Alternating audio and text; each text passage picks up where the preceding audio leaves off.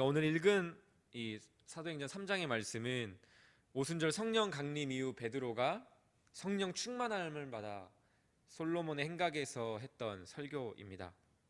앞선 내용을 잠시 살펴보면 사도 베드로는 범죄한 이스라엘을 구원하시기 위해 죽으시고 다시 사신 예수 그리스도를 선포했습니다. 그리고 오늘 본문인 19절에 와서 너희는 회개하라 이렇게 회개를 촉구하고 있습니다. 이 회개라는 것은 우리가 참 많이 익숙하기도 하고 우리 신자들에게 있어서 매우 필수적인 요소이죠. 우리가 처음 하나님을 믿을 때 우리가 온전히 돌이키는 것, 주님께로 돌이키는 것을 회개라고도 하고, 우리가 또 신자로서 늘 하나님과의 관계에서 우리의 삶의 태도를 점검하며 하는 그 회개가 있죠. 우리가 1907년 평양 대부흥 때도 자신의 죄를 자복하는 회개에서 시작되었고요. 저도 어렸을 때 모교회에서 항상 매주 듣는 말씀이 회개하라 라는 말씀이었습니다. 어찌나 그렇게 죄인으로 여기시며 그렇게 선포하시는지 매주 회개하라는 그 말씀이 끊이지 않았습니다. 덕분에 정말 죄인임을 깨닫고 하나님을 찾았던 것 같습니다. 회개는 이처럼 우리에게 너무나도 익숙하고 필수적인 요소지만 여러분들은 진정 회개가 무엇인지 바르게 알고 계십니까? 잘 모르는, 그냥 뭉뚱그려서 회개는 이럴 것이다 라고 하는 정도일 수도 있다는 것이죠.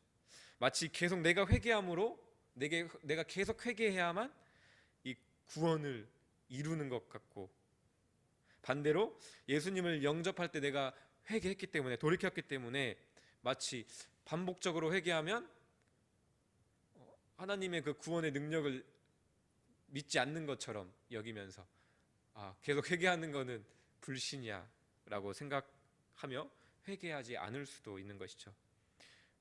회개에 대한 오해가 우리에게 양극단에 있을 수도 있습니다. 따라서 성경이 말하는 참된 회개가 무엇인지 아는 것은 그리스도인들에게 있어서 매우 중요합니다. 이 회개를 통해 하나님과의 그 관계가 늘 우리가 유지할 수 있고 새롭게 되기 때문입니다.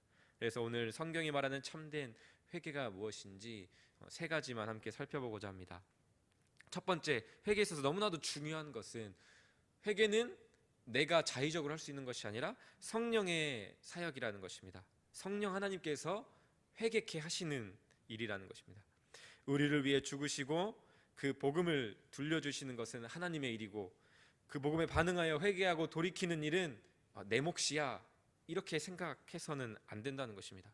물론 회개에 합당한 우리의 믿음의 반응이 수반되어야 하지만 회개의 출발이 성령님의 은혜요 도우심으로부터 시작된다는 사실을 기억해야 됩니다. 이 사실을 성경 곳곳에서 증거하고 있습니다. 먼저 스가랴 12장 10절 말씀에서는 이렇게 말씀하고 있습니다. 내가 다윗의 집과 예루살렘 주민에게 은총과 간구하는 심령을 부어주리니, 간구하는 심령을 부어준다고 말씀합니다. 간구하는 심령을 부어주리니 그들이 그 찌른 바 그를 바라보고 그를 위하여 애통하기를 독자를 위하여 애통하듯 하며 그를 위하여 통곡하기를 장자를 위하여 통곡하듯 하리로다. 온 이스라엘이 그들의 죄로 인해 애통하고 통곡하는데 이 같은 회개가 가능한 이유가 무엇이라고 말씀하고 있습니까? 내가 다윗의 집과 예루살렘 주민에게 은총과 간구하는 심령을 부어줬기 때문이라고 말씀하고 있습니다. 그렇습니다. 오늘 우리가 또 이 아침 말씀을 듣고 기도하며 나아갈 때 회개뿐만 아니라 하나님 앞에 드리는 모든 기도가 하나님께서 우리 안에 간구하는 심령을 부어주셔야만 그 깊은 기도로, 진정한 기도로 주님 앞에 나아갈 수 있다는 사실을 우리는 기억해야 합니다. 회개하고 돌이키는 것이 우리의 반응이라고 말할지라도, 또 우리가 생각해 본다면 죄를 떠나 돌이켜 하나님 앞에 나아왔는데 하나님이 용서해 주시지 않는다면, 하나님이 우리를 고쳐주시지 않는다면 우리가 어떻겠습니까?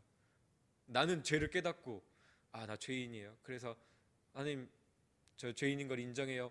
하나님 앞에 돌아왔습니다. 그런데 하나님이 나를 모르신다고 하시고 난 너를 용서하지 않는다라고 하신다면 어쩌겠습니까? 그런데 우리에게 주신 그 말씀 가운데 하나님은 결코 그렇지 않으시죠. 예레미야 3장 22절에서는 이렇게 말씀합니다. 배역한 자들아 돌아오라. 내가 너희의 배역함을 고치리라. 너희가 나에게 돌아오면 내가 너희를 고칠 것이다. 분명히 말씀해 주십니다. 호세아 6장 1절에서는 이렇게 말씀합니다. 오라 우리가 여호와께로 돌아가자. 여호와께서 우리를 찢으셨으나 도로 낫게 하실 것이요 우리를 치셨으나 싸매어 주실 것임이라. 돌아온 탕자를 기쁨으로 반겨주시는 그 아버지처럼 죄를 떠나 하나님께로 돌이킬 때 하나님께서 우리의 죄를 용서해 주시고 고치신다는 이 약속의 말씀이 있기 때문에 우리가 믿음의 담대함으로 회개할 수도 있는 것이죠. 그리고 우리가 이렇게 회개할 수 있는 근거는 바로 예수 그리스도 안에서 우리의 모든 죄를 용서해 주셨다고 하는 그 말씀 가운데 분명한 약속이 있기 때문이라는 사실을 기억하시기 바랍니다. 두 번째, 회개는 첫 번째 성령의 역사이고요, 두 번째 말씀을 통해 역사한다는 사실을 기억해야 합니다. 하나님의 말씀을 우리가 듣지 않으면, 하나님의 말씀을 알지 못하면 도무지 우리는 회개할 수가 없습니다. 오늘 사도행전 말씀에서도 베드로는 예수 그리스도의 복음, 말씀을 증거하며 회개를 촉구합니다. 그렇지 않습니까? 하나님의 말씀이 우리의 기준이고, 하나님의 말씀이 무엇이 하나님께서 기뻐하시고 무엇이 하나님께서 슬퍼하시는 일인지를 구별함으로써 우리를 회개케 하는 것인데, 우리가 이 말씀을 가까이 하지 않고 내가 회개한다? 그것은 그저 자기 성찰이나 피드백 정도로 그칠 수밖에 없을 것입니다. 우리 말씀을 가까이 해야 됩니다. 사도 바울은 로마서에서 이에 대해서 이렇게 말씀합니다. 듣지도 못한 이를 어찌 믿으리요, 전파하는 자가 없이 어찌 들으리요 말씀합니다. 말씀을 들어야 믿음이 생기고, 하나님의 말씀을 통해 죄가 무엇인지, 하나님께서 슬퍼하시는 우리의 모습이 어떤 모습인지를 알고 참된 회개로 나아갈 수 있다고 말씀하는 것이죠. 예레미야 23장 29절에서는 회개가 말씀의 역사임을 이렇게 드러내고 있습니다. 여호와의 말씀이니라. 내 말이 불같지 아니하냐, 바위를 쳐서 부서뜨리는 방망이 같지 아니하냐. 말씀이 불같고 그 말씀이 방망이 같아서 우리의 바위 같은 마음을 부서뜨린다고 분명하게 말씀하고 있습니다. 히브리서 4장 12절 말씀도 떠오릅니다. 하나님의 말씀은 살아있고 활력이 있어 좌우의 날선 어떠한 예리한 검보다도 어떤 것보다도 예리하여 혼과 영과 및 관절과 골수를 찔러 쪼개기까지 하며 또 마음의 생각과 뜻을 판단하나니. 하나님의 말씀이 우리를 찔러 쪼개고, 하나님의 말씀이 오래된 죄로 인해 굳어지고 단단해진 그 돌박 같은 우리의 마음을 찔러 쪼개시고 기경하신다는 것이죠. 회개에 있어 이 말씀의 역할에 대해 청교도 설교자인 토마스 보스턴은 이렇게 말했습니다. 말씀은 마음속에 주님의 길을 예비하는 세례 요한과도 같다. 이게 무슨 뜻일까요? 말씀만이 우리에게 회개를 촉구하며, 말씀이 우리가 죄인인 줄 깨닫게 하고, 말씀이 우리를 그리스도께로 인도하는 것이죠. 세례 요한이 그 사역을 하지 않습니까? 회개하라, 천국이 가까이 왔다. 주님이 다시 오셨다. 주님이 오셨다라는 것을 이야기하는 것처럼 말씀이 우리를 그리스도께로 인도한다는 것이죠. 사랑하는 성도 여러분, 말씀을 들을 때, 말씀을 읽을 때 회개가 시작됩니다. 초대교부 어거스틴도 로마서 13장 말씀을 펴서 읽을 때 하나님께 돌이켰습니다. 오늘 우리를 우리의 죄에서 돌이키게 하는 것도 마찬가지로 오직 주님의 말씀임을 기억하시길 바랍니다.